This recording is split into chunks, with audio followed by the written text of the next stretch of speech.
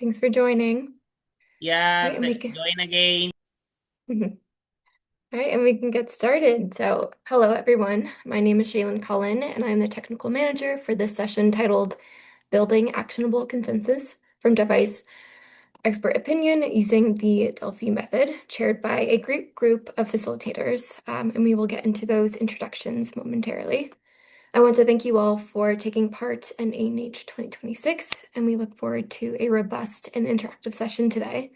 A quick reminder that everything you might need to access the conference materials and program can be found on the ANH Academy website. And if you would like to connect with a speaker or another attendee following this session, please navigate to the member directory on the ANH Academy website to look them up and send a direct message. Before Afua takes the conversation forward, I have a few technical announcements to ensure our experience is as smooth and interactive as possible. First, this session will be recorded and posted on the ANH Academy website before the end of the conference. All participants have been muted upon entry, but please introduce yourselves using the chat feature.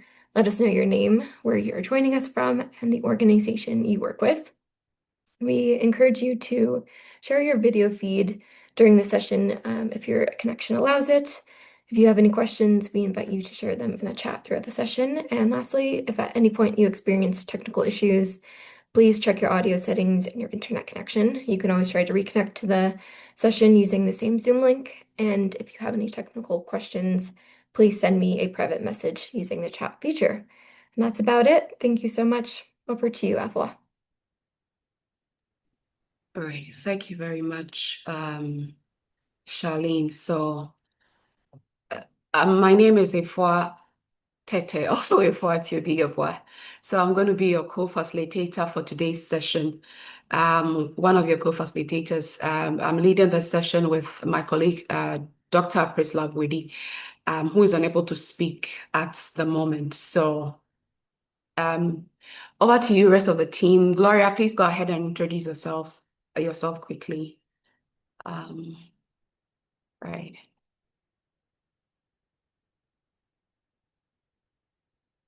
Gloria, you are muted. Kindly unmute. Okay, Thanks. sorry. Hello, everyone. I'm Gloria Gonossi from Brussels University. So I will be also one of the colleagues today. I'm happy to be here with you. Great, thank you. Tayo. Right.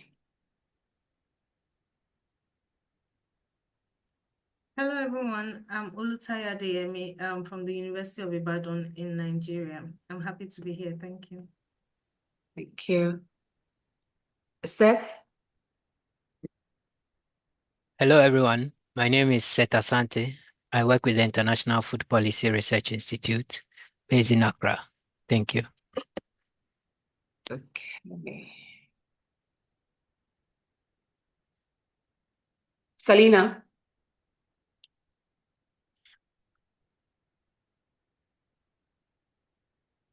If you are speaking, you are muted. Okay, Phyllis, please go ahead. Hello, Phyllis here. I'm with the University of Health and Allied Sciences in Ghana. Thank you. Thank you. Silva. Hi, my name is Silver with the University of Waterloo in Canada and at the Faculty of Health. Thanks. Thank you. Akinade. Hi everyone, I'm from the University of Ibadan, Nigeria, Department of Human Nutrition and Dietetics. Thank you. Thank you. Jerry. Hi everyone, my name is Jeremiah Fadupe. I work with the University of Ibadan. Thank you. Right, thank you very much. So thank you everyone for joining today's session. So we are going to take you through the Delphi. Please, can you all see my screen? Great, thank you. Yeah, Okay. Ma'am Afua. All right, thank you. I see So the kindly, I'm going to Q&A encourage presentation. everyone to, thank you.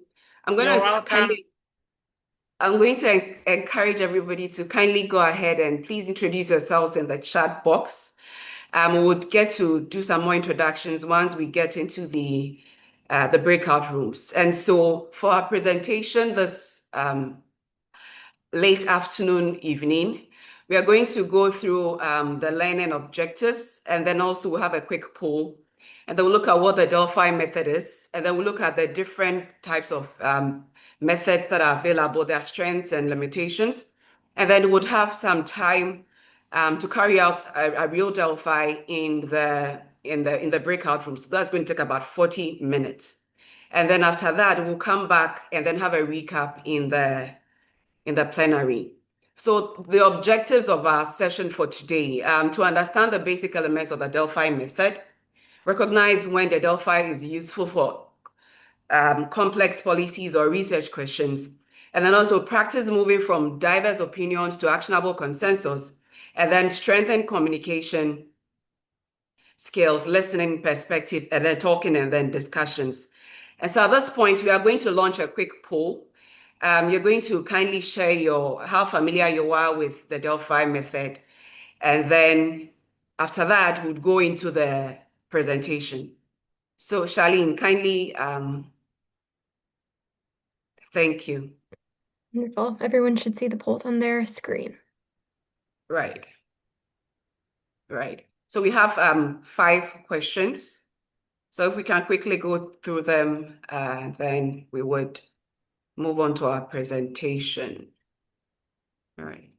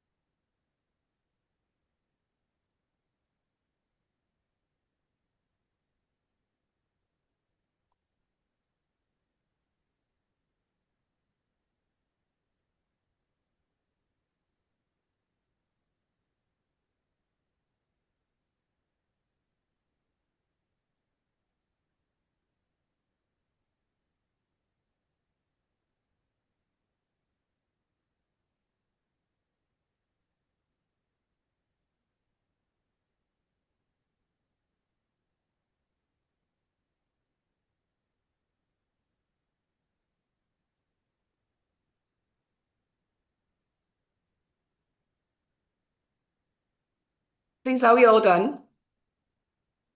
Okay.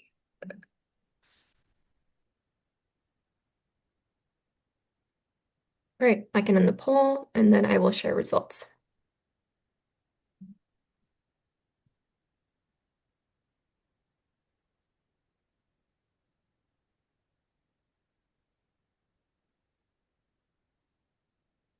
Okay. So we see here that Charlene, you've ended it, right? Okay. Yes, yep. So now the responses are currently on the screen. Right. Thank you very much. So we see here that about 46% are not very familiar with it. So quite a number. I feel confident in my ability to contribute to the design. Okay. So that's for question 2. That's about 38% feel confident. I can use information and opinions from experts. Okay. So we have some in between here, about 35 and then 23%. Okay.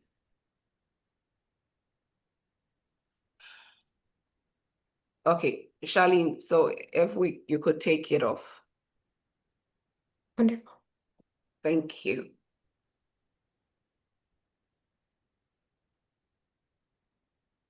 Okay. So this afternoon, evening, we are going to look at the Delphi. So what is the Delphi method? So it's a structured, iterative way to gather information from experts, and then also to be able to build consensus. So that's the main aim, to be able to build consensus about a complex issue or a unique issue or a complex phenomenon. So it has four main features. And so it's anonymous, and it's iterative, and then there's also controlled feedback, and then we have the responses aggregated together.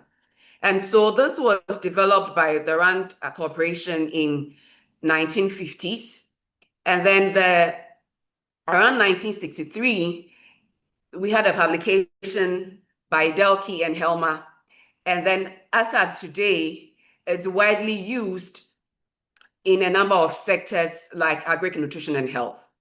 Okay. Okay.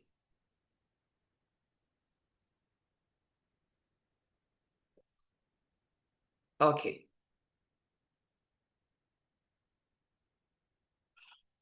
So there are a number of variants of the Delphi method. And so there's a classical Delphi. And so that's the typical traditional one that you have multiple rounds to be able to build consensus. And then there's a modified Delphi, which we are going to walk everybody through today. So it starts with evidence or prepared statements. And then also there's a policy Delphi, explores different views, perspective. And then consensus is not the main goal. There are divergent views when it comes to the policy Delphi. And then also there's also the real time or the e-Delphi. So that's similar to what we are going to be doing today, where we have responses coming in real time. And then also there's a group or decision Delphi. So that's structured around discussions to support practical decisions.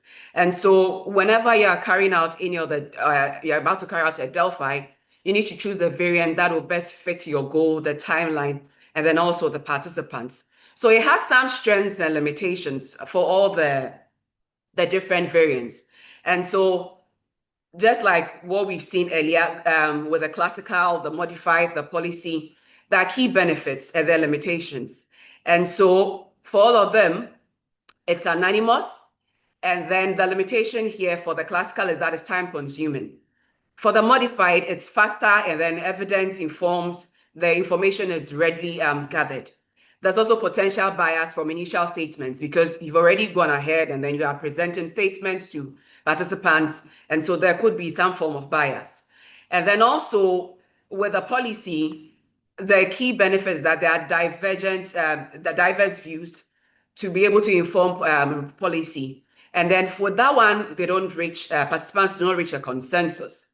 When it comes to the real time or the e-Delphi, that one, it's efficient.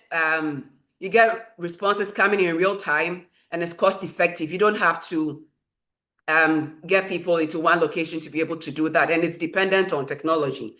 And then also for the decision Delphi, it's action oriented.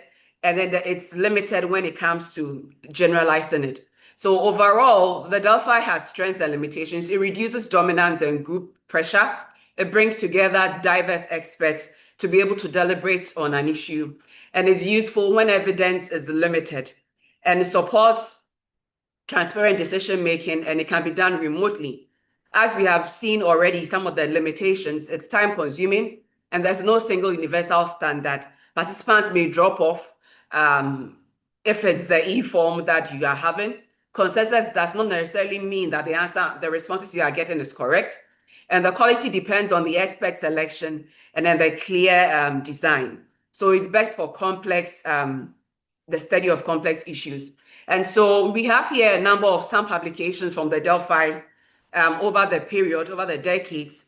And we see here that we've had a lot of publications when it comes to the field of medicine as compared to other fields. Okay. So in a typical Delphi process, the process is informed by either literature review or by experiences or personal insights, or in the case of a new topic without existing evidence. And so there's a question that is defined, and then the experts are selected. We have a number of rounds, and so you have a round one that collects responses from the experts, and then it's summarized, and then the feedback is shared with the responses, and then another rating goes on. So because you want to be able to reach a consensus, the process will go on until consensus is reached, and then recommendations are proposed. And so the Delphi can help the teams move from expert input to decisions when evidence is incomplete or priorities are contested. And so you set priorities and then identify the urgent research or policy or program priorities. And then you develop indicators. And so this is something that the team that is carrying it out needs to agree on. And so you're going to be seeing that over here. We have done something similar like that as we walk everybody through. And then the aim is to be able to guide policy and so support consensus statements, guidelines, and then strategy, development and design. And then to be able to build alignment. And so the surface agreement, you would realize that you would have some disagreements and then also be able to identify implementation gaps that would be addressed. And so for our session, we are going to look at the topic, climate resilience and nutrition-sensitive agriculture. And so at this point, I'm going to let my colleague, Dr. Felizardo, read out the case study to us, and then we will discuss how we are the steps for the breakout room. So Dr. Ado, kindly go ahead. Thank you very much, Afua, for the excellent overview of what the Delphi study is. So I'm going to go over the case study. Our case study, and I read, many countries in sub-Saharan Africa are facing interconnected challenges related to climate change, malnutrition, food insecurity, environmental degradation, and persistent poverty. Climate variability and extreme weather events continue to undermine agricultural productivity and threaten the livelihoods of millions of smallholder farmers. At the same time, the region experiences multiple forms of malnutrition, including undernutrition, micronutrient deficiencies, and rising rates of overweight and obesity. Climate resilient and nutrition sensitive agri-food system strategies can help improve food security, dietary diversity, agricultural productivity, household income, and resilience. However, there is often limited agreement among policymakers, researchers, practitioners, and farmer organizations, development partners, private sector actors, and other stakeholders about which interventions should be prioritized and how they should be implemented. To support evidence-informed decision-making, the Ministry of Food and Agriculture in Wakanda, in collaboration with national and regional partners, have decided to use the Delphi method to build consensus among experts and stakeholders on priority actions to transform agri-food system so they become both climate resilient and nutrition sensitive. So next slide, please. So in our breakout section, before I hand over to F1, in our breakout section, we have these 5 questions we are going to look at. And we are going to look at them in this. What are the 3 most important, based on the case study, what are the 3 most important interventions needed to transform agri-food systems to make them more climate resilient and nutrition sensitive? So the questions are here, and we'll go over them in our breakout sections. Ifwa, over to you. Thank you very much, Dr. Ado. Thank you very much. So the goal of carrying out this Delphi process to be able to identify actionable climate resilient and nutrition sensitive agri-food systems priorities. And so in the respective breakout rooms, we are going to meet each other, and then would have introduce ourselves again. And then we read the case study out. And then if there are any questions, there are comments, we'll clarify that. And then we'll go ahead and then have the first round. And so we are going to respond to the question using the Mentimeter app and then the Whoop Lab. Participants are going to share their opinions using these two, and then would come back, cluster the ideas, and then find out where there are agreements, where there are disagreements. And then we'll go back, have a second round, review the responses, and then re-rate again. And then we agree on top recommendations for the policymakers for the case study that we are looking at. And then at the end, we'll choose a spokesperson once we come back to the plenary so that they will report to everybody. And so a recap in the respective breakout rooms. This is what we are going to be doing. We'll meet the facilitator and the group members, review the case study, and then also look at the question that we want to be able to answer, and then share our top 3 priorities in the round 1. And then we will go ahead and then re-rate again if we haven't been able to reach an agreement, and then agree on about 3 to 5 recommendations for policymakers, and then choose a spokesperson to be able to report back to the group. And so we should keep in mind that in the breakout rooms, the aim is to be able to reach a 70% agreement. Okay, that's what we set up for this Delphi. And the focus is on practical, actionable priorities. We should keep ideas as evidence, informed, and feasible. And there's no right or wrong answer as we go into the breakout room. So we have 40 minutes to do this activity, and then would select a spokesperson who would report back to the plenary, and then we'll go into our breakout rooms at this point. Okay. Thank you. Charlene, please over to you. Yes. Okay. All right. I will open up 3 breakout rooms. Participants will be automatically assigned, so watch out for an invitation for that. And all facilitators, you'll be able to manually join each room.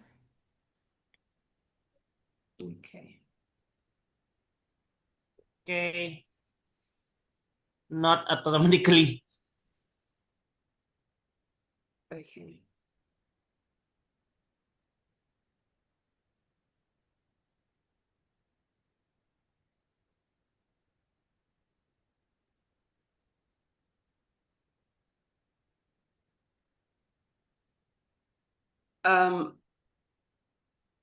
Okay.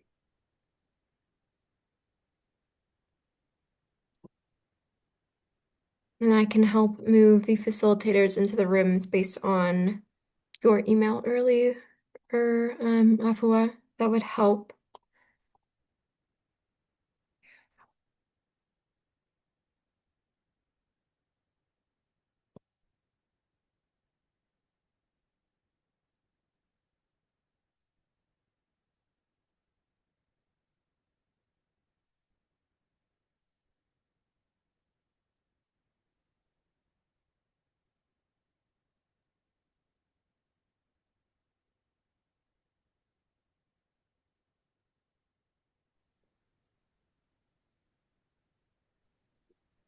Can you move Phyllis? Is she able to? Yep. It's going to break out if it's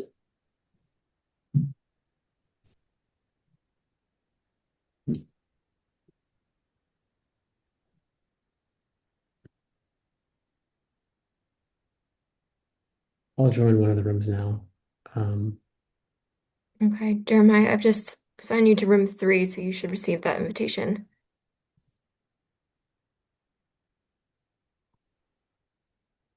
Great.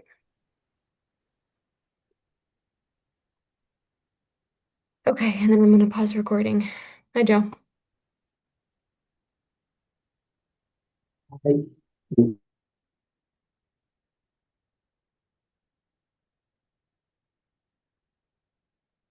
Uh-oh, Joe. I think your bandwidth is low.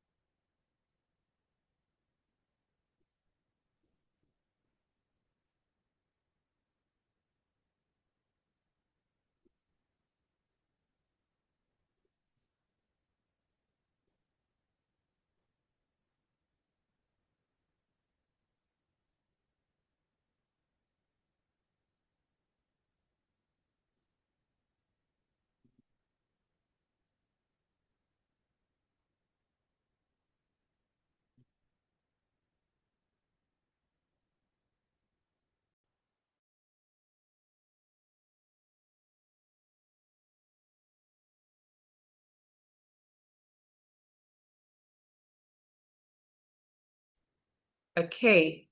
Please, we have everybody here. The rooms are now closed, so everyone should be back in the main room. Yes, we Okay. back. Okay. So, okay. So welcome back from the breakout rooms. And so at this point, were we able to get spokespersons who are going to be sharing with us? For group 1, group 2, group 3, which group wants to start? Great. Nola, please go ahead. Hi, I'll share from our group, which had Tayo and Phyllis and Jeremy in it. We didn't quite make it all the way through to consensus, but we started to, I guess, kind of group around governance and also on nutrition sensitive agriculture. And I think those are the two that consistently came out higher in our rankings. We didn't really do too much of the why. I think we struggled a little bit with inputting that into the Mentimeter. And I spoke out on my why, which I discovered you're not supposed to do because it's best to have like a silent consensus so you're not influencing one another, which was an interesting takeaway, I think, to me, at least within my group and maybe others as well. Okay. Okay, great. Thank you very much, Nola. Yes, so group 2.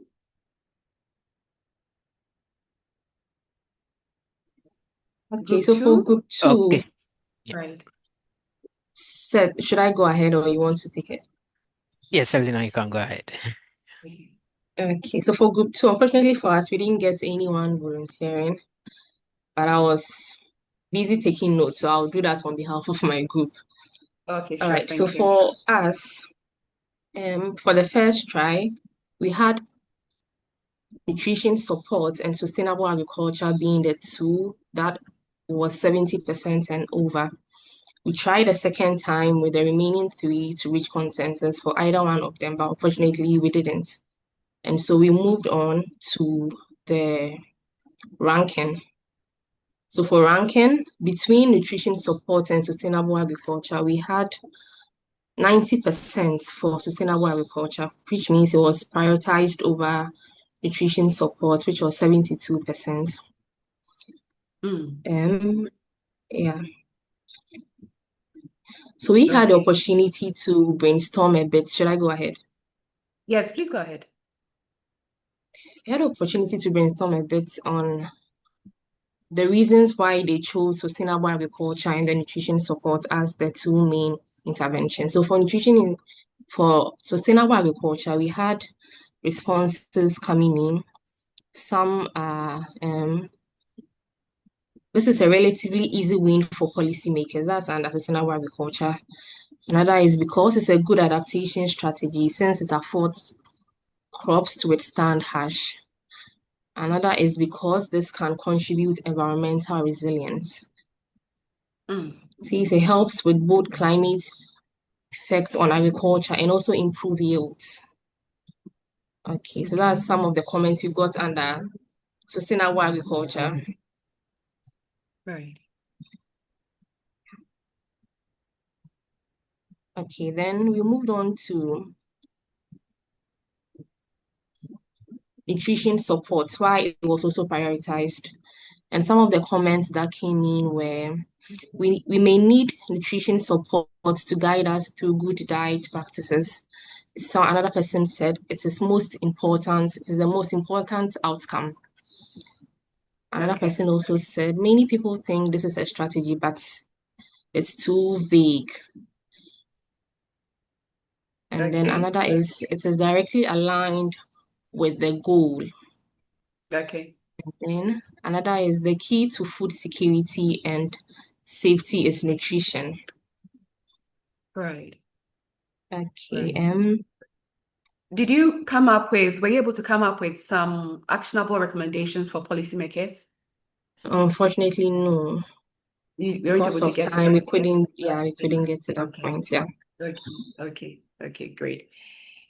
Thank you very, very, very much. So we would quickly move to group one. Group one, do we have a volunteer? Speaking on behalf of group one. So Afua, I believe Nola already shared for group one. Are there other groups we should go to? Or if not, there are many questions in the chat that we could answer. Oh, great. So Nola shared for group three. So Akina, yeah. So it's left for one more group. But that notwithstanding, please would appreciate if you could go ahead with the questions in the chat so that we're able to respond to them. There are similarities. So what I happen to be in group one. So what Selena shared, we found similar responses in group one. And so the good thing is that we were able to get to some recommendations. So if Akinade, you can quickly read some of the recommendations for us, and then we'll quickly go to the chat. Yeah. Okay. If you are speaking, you are muted. Okay. So for the first question, Alex, please, if I happen to miss any of the questions, please draw my attention. So I'm starting from, this exercise may be more difficult in a real life, since experts do not necessarily have suggested opinions at the very beginning of the reflection, right? Okay. So the beauty about the Delphi method is that there are several variants that can be employed. And so the variant that we used in this learning lab is the modified Delphi. And so what we did was to go ahead, identify a topic of concern, and then we went ahead to carry out a literature review. And then we were able to identify the interventions that we shared with in this meeting. So in a real life situation, depending on what the question you want to be able to answer, you could go with a typical Delphi method where you have a question. So you don't need to go through a systematic review or literature review, but then there's an issue and you don't have much information about it. And so you frame the question and then you get experts on the subject and then you work with them. And so in that situation, they are going to be sitting in their various locations, respective locations. And then you share the questions to them. So you give them a time frame, they respond to it, and then they get back to you. So once you get the responses coming to you, you need to reorganize the responses, and then you go back to them. If they have it, so that's the first step. You go back to them so that you continue to rate before you reach a consensus. And so in real life, you can go ahead and then do that. And so for this simulation, for this learning lab, we had to adopt the modified Delphi. And we also have time limitations. And so we weren't able to go through everything. So that's one of the challenges we have here. Okay. Why is it advised to share silent anonymous reasons instead of an open verbal discussion in this method? Okay. So once again, this is one of the variants where we adapt this anonymous option. It is possible that depending on the subject that is being discussed, if somebody voices out in real life, in real time, there could be conflicts. And so everybody responds quietly, and then you, the research team, work around that. And so it is protective to allow the participants to be able to express themselves depending on the subject. If they are in one room, they might not be able to freely express themselves. If they have, let's say, their bosses in there, they have people in certain higher positions, it'll be a little bit challenging for them to be able to freely speak up. And so once it's anonymous, they have the liberty to do that. Okay.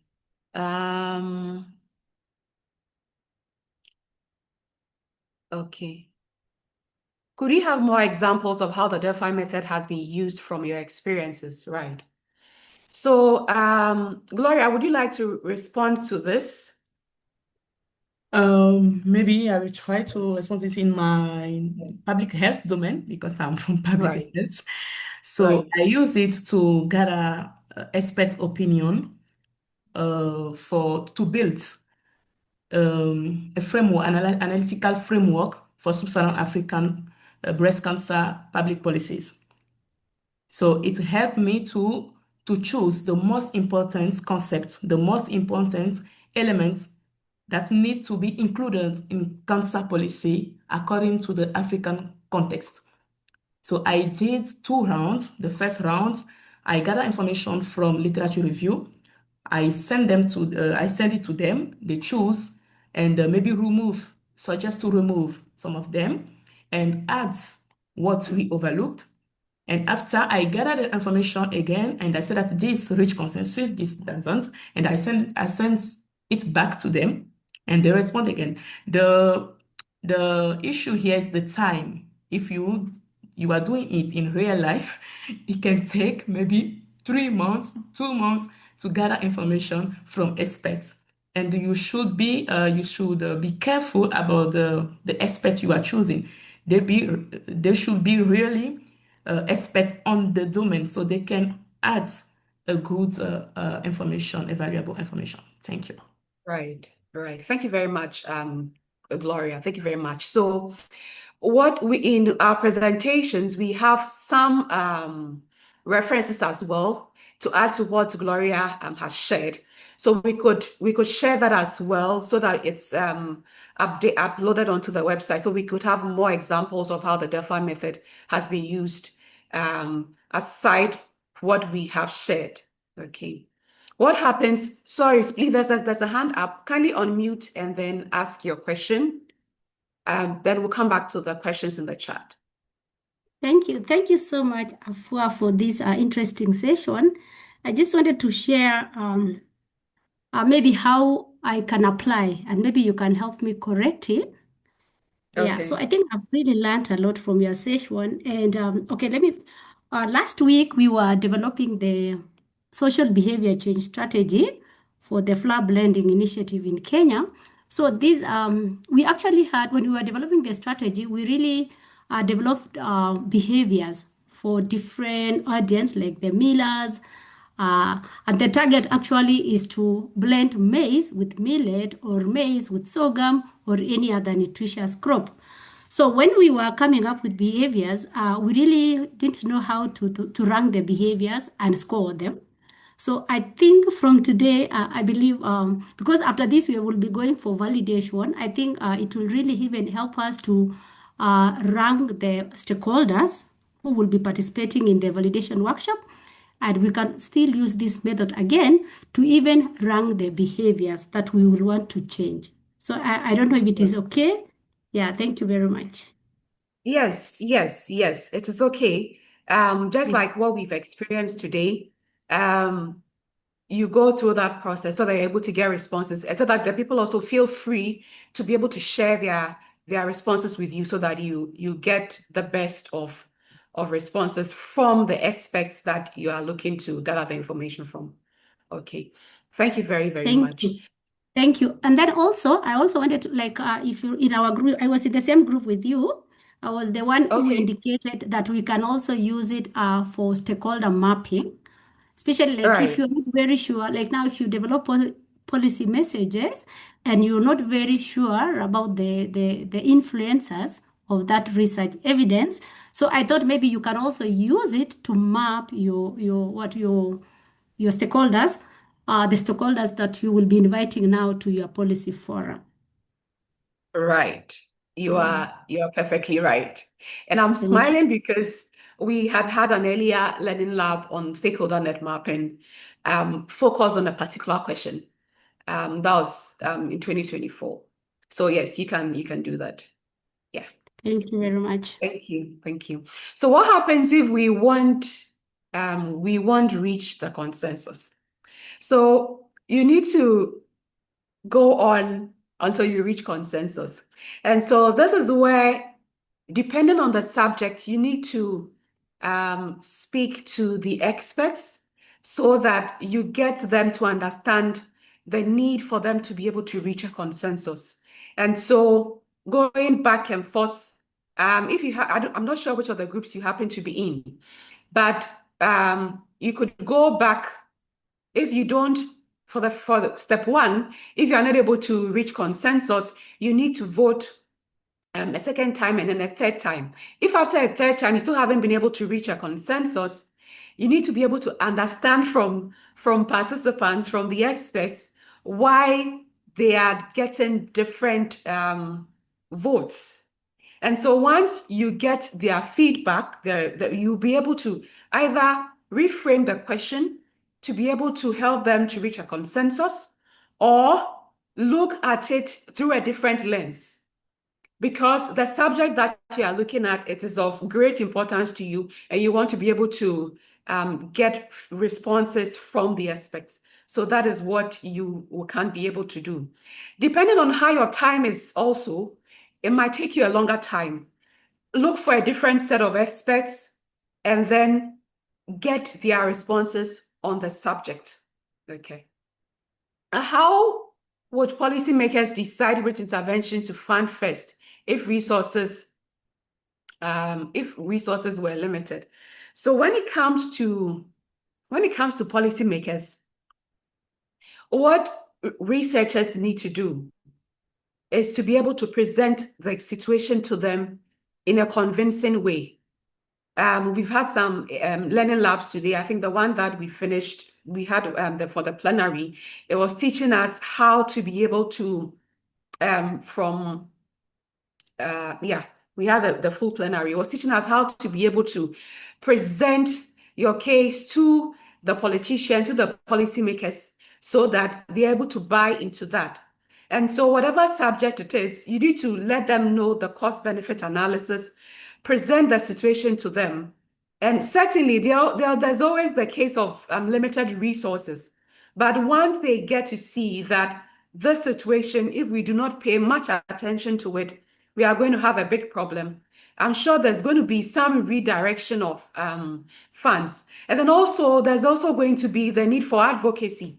That is something that as nutrition researchers and experts, we have to be doing a lot to be able to sensitize the politicians, to be able to get them on board with us. Okay.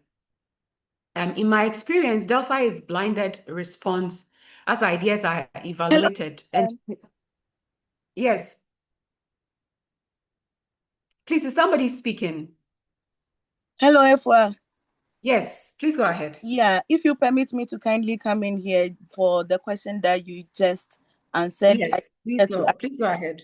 Yeah, so to add to what my colleague Efwa has said regarding how policymakers would know which recommendation to prioritize first.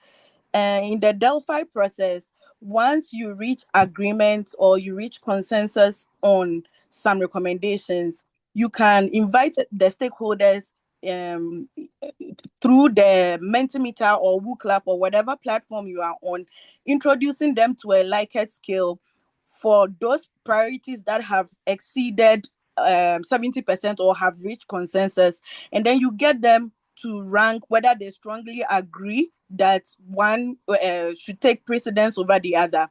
And the results of that will give you a sense as to how stakeholders are thinking about prioritizing the limited resources that they have for the recommendations they have in a particular phenomenon. So I just wanted to add this on to IFWE's response. Thank you. Okay, thank you very much, Priscilla, for the addition. So I don't quite understand how the text feedback would be used. Is it only for the researchers' deeper understanding, or is it actually shared with participants so that they can understand other people's views and potentially be convinced of their arguments to encourage consensus? So I'm not sure which other groups you were in, but once we have the screen projected and we have the questions, for a real life session, you have participants typing in. And they're typing in, you don't get to see who is typing in what. And so the text that you are getting, everything is going to be consolidated and then shared with participants. So in what we had, we saw all the responses from the participants, why there's disagreement and why there is agreement.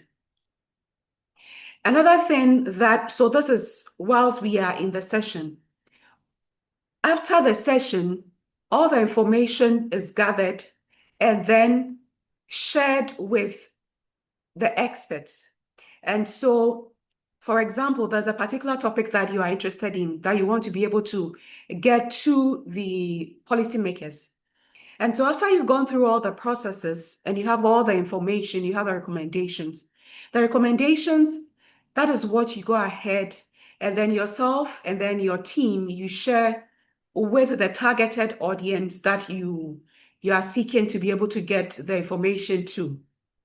I don't know if I have done justice to your question, or you would want to speak and clarify some more so that we are able to respond to it. Megan.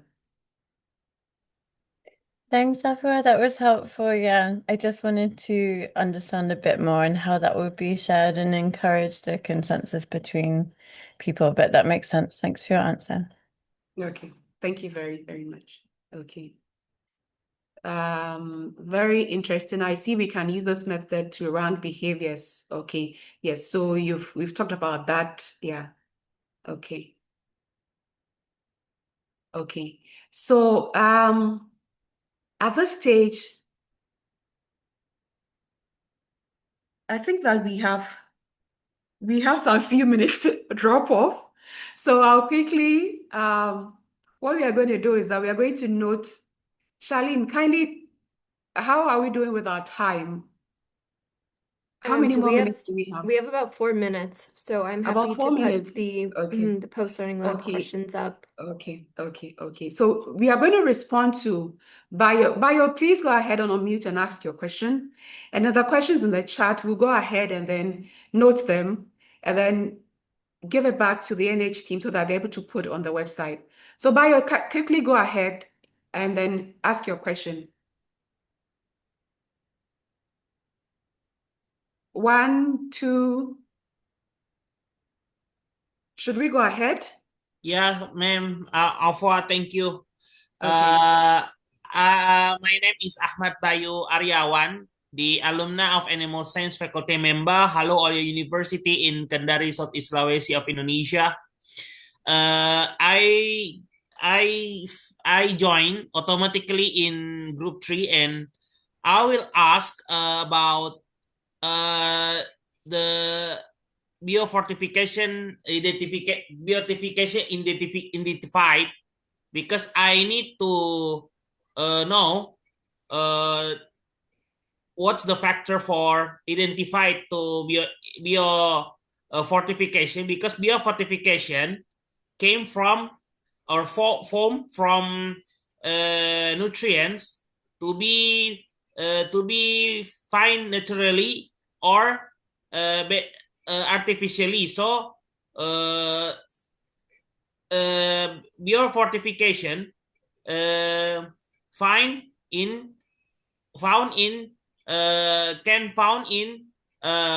animal product, for example, fat chicken, and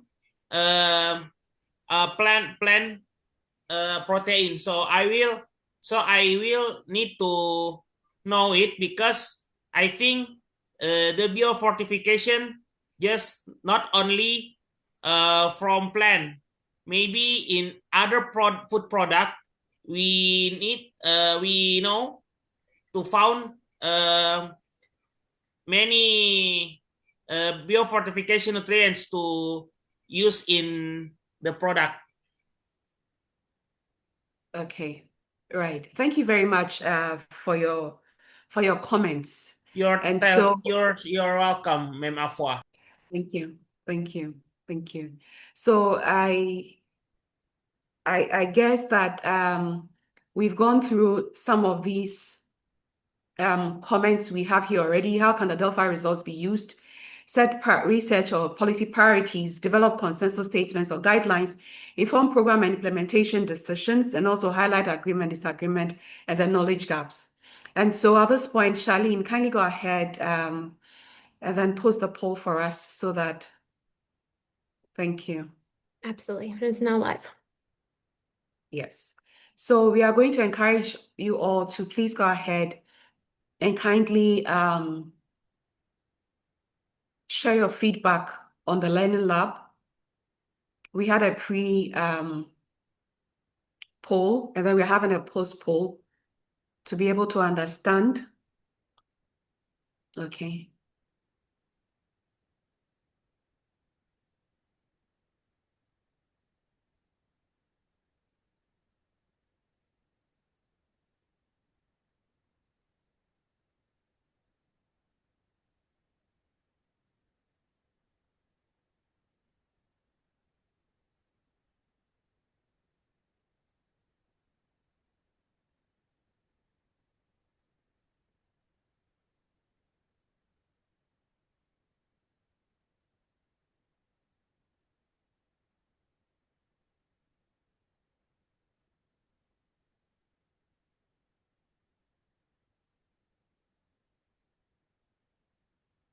Excuse me, are we using a link for the post-learning for the question?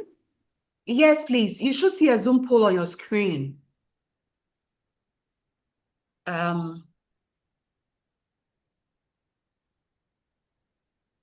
Okay. Yes.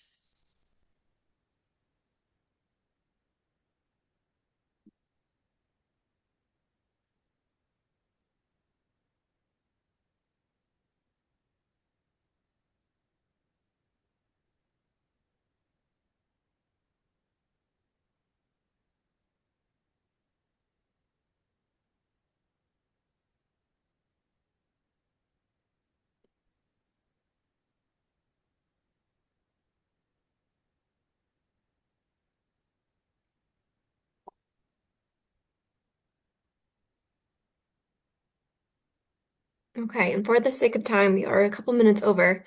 We're about half of total participation in the post-learning lab poll. So I can go ahead and end that in a few moments. But Afua, did you want to just go ahead and give some closing remarks? Yes, sure. Thank you. Thank you very much. So this is what we did today. So we put this in a poster format that we'll be able to share with ANH and that they'll put on the website so that you can access this and then also you can be able to go through it. And so these are my co-facilitators. You heard our names, you saw some of our faces. And so we want to thank everyone who was able to make it to our session today. And please feel free to reach out to us through the ANH website. If you have any questions, we also have our email addresses here. You can reach out to us, and then we'll be happy to respond to your questions to be able to support you. Thank you very much. So, thank you, Great, Shani. thank you. Yeah, thank you, everyone.